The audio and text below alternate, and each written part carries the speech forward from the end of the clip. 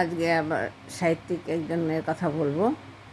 বাংলা সাহিত্যের আকাশে একজন নক্ষত্র, দীপ্তিময় নক্ষত্র ছিলেন। তিনি হচ্ছেন অন্নদাশঙ্কর রায়। কবি, ঔপন্যাসিক এবং সাধারণ মানুষের হৃদয়ে বাংলা ও উড়িয়া দুই ভাষায় যিনি সাহিত্য দিয়ে আলোক রোশন ঘটিয়েছিলেন। অন্নদাশঙ্কর রায়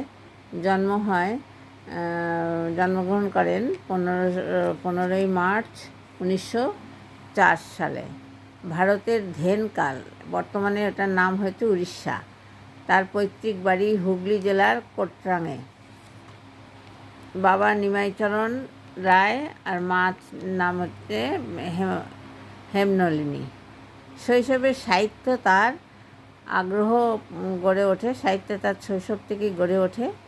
ঘরোয়া পরিবেশ ও পরিবারের পাঠ্য অভ্যাস থেকেই ছোটোবেলার থেকেই তিনি বাতাসের সাহিত্য ভাবনায় ভরে ওঠেন।